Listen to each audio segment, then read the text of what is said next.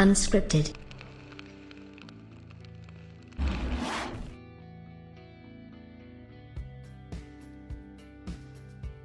If you ever want to see how full of crap some people are, all you have to do is wait for something to come out against their particular thing, their particular choice of console or whatever. If something is doing one thing on, say, PlayStation, and they're an Xbox fanboy, they'll play it up real big. Oh my God, I can't believe PlayStation's doing this. It's so bad. Oh God, like a lot of these guys, the Colt Eastwoods of the world, these are the types of dudes that play this up unbelievably well.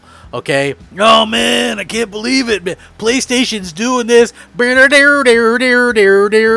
Hey, so we regret to inform you that the PlayStation 5 is going to be Armageddon in 25 years when Sony shuts off the servers due to serverlicious aspentitious. But Xbox Series X continues to be the bee's knees. You can trust me. I just got stuff for free, but it doesn't make any difference because I'm better. Now listen, okay, in all seriousness, who cares? But this is where you can tell where the fake assholes from the real assholes are, okay? And let's just be real about this for a second.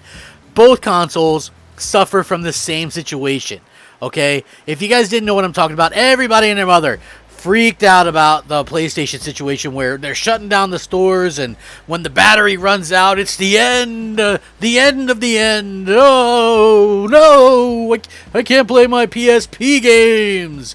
Yeah, because I played PSP 0 times in the last 5 years. So, yeah. Listen, I understand game preservation and that kind of stuff, but at the same time, so many people just use this stuff nonstop and incessantly over, console wars to fuel their own things. Meanwhile, claiming they hate the console wars the entire time, right? Oh man, I'm nice. Be nice. Console wars are bad. By the way, block. What I say goes. You know what I mean? Like, this is the way that we kind of see things. So, what's very funny about this is, this company, they did their little finding, does it play, their original findings anyway, that the PS5 CMOS battery failure will prevent use of digital games and possibly physical games according to this new report, right? Oh man, Sony better get to work on this, right? You can imagine all the pro Xbox fanboys are out there kind of saying this. Man, Sony, they don't know what it is, man. They're not keeping in touch with their fans. So after the original finding, Does It Play have posted their findings in a PDF. I'm going to link this article. You folks can check that out. The PS5 can suffer from a C-bomb issue if there is a dead battery of the console or there is no access to Sony's servers, which means once the console rebooted back up correctly, all digital games stopped working. Physical PS4 discs with boot and trophies worked, although Resident Evil 2 displayed an error message.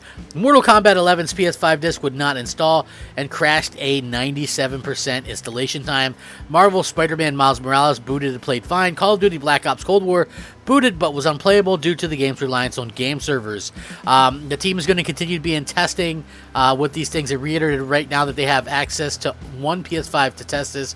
Therefore, don't read too much into the issue, but the fact that Mortal Kombat 11 didn't install was a little bit concerning to this particular outlet. And the original story was, much like how the failure of the PS4's CMOS battery will prevent the console from playing digital games, so too will the PS5 also fail to play games if the battery in the console fails. It comes from the Eagle Eye Games Preservation Twitter account Does It Play, which confirmed that a kind volunteer has dismantled their PlayStation 5 to test the battery failure and how it would affect playing PlayStation 5 games. And they said breaking a kind volunteer has did that.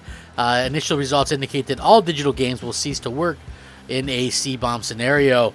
So far, the initial results have apparently been shared in the scenario in which a failed CMOS battery will indeed prevent the console from playing digital games. However, it's worth noting that a scenario for the PS4 actually results in the console being able to not play both physical and digital thanks to a busted battery, preventing the console from connecting to PSN and validating your licenses. Though the situation theoretically could be resolved via an update, it's worth noting that no such fix was prevented in a recent PS4 PS5 update that occurred this past week. As per the incident, the tweet further up, Does It Play says that more information will be coming, etc., etc. So, as you can imagine, all the typical PlayStation haters and Xbox fanboys out there, basically kind of living it up, saying, this is the end of PlayStation and they're anti-consumer and why do they keep doing stuff like this? And, all the typical rounds of nonsense that we continue to see on our day-to-day lives and things like that. And again, even the hardcore fanboys are out there kind of doing their fanboy thing. So Does It Play posted an update and they published their findings on it and things like that, to which chimed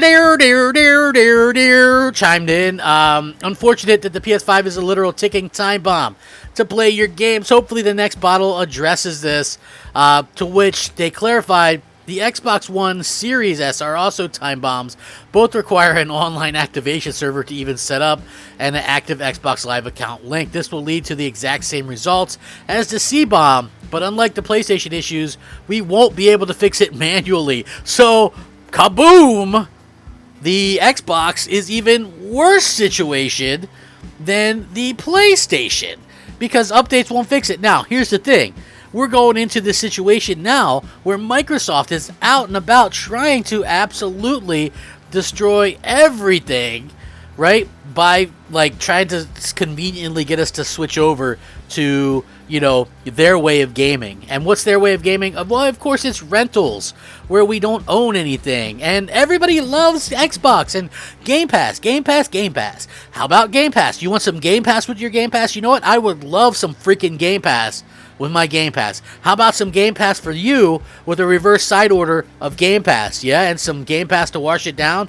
Absolutely, Game Pass. Thanks, Phil Game Pass. Yeah, you're welcome. Game Pass, Game Pass. Listen, this is what we're heading towards, all right?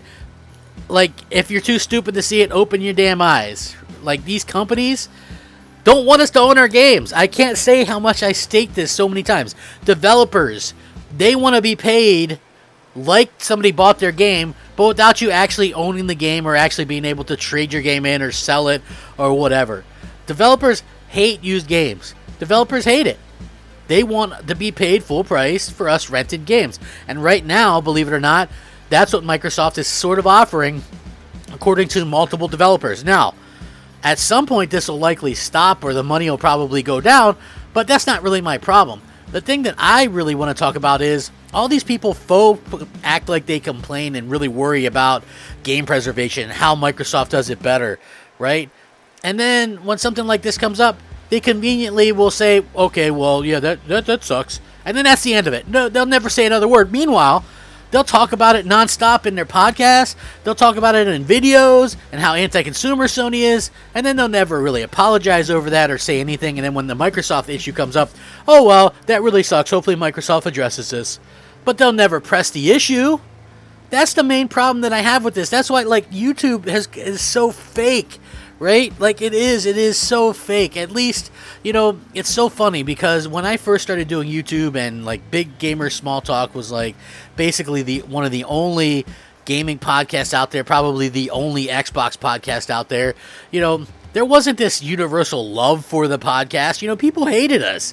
It was just so funny is because, we were trying our best to, show that, hey, Xbox belongs. Xbox was doing good. They had games.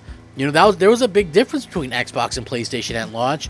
Last generation, Xbox had the games, PlayStation didn't. That was always my main point with all this stuff is the games are what's most important. So at least I had the games to play when it came to Xbox and stuff like that. Now, we see that, games clearly aren't necessarily the most important thing because there's all these fanboys, but they're faking it for, the monetization and things like that.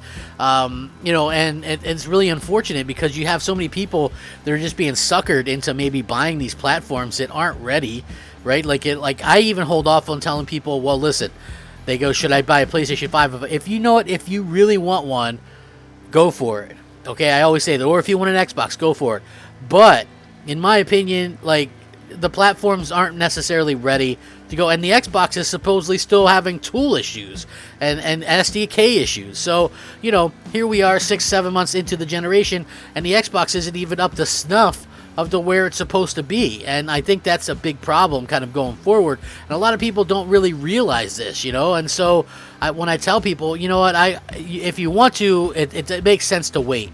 Don't pay scalper prices. Don't do all this kind of stuff because at the end of the day, we are sort of sitting in this weird situation where, there's not a whole lot coming out, and the pandemic doesn't help because these developers are all working from home, and nobody, you know, has an idea when we're actually going to start getting some games. And that's not a blame on these companies. You know, I understand the situation.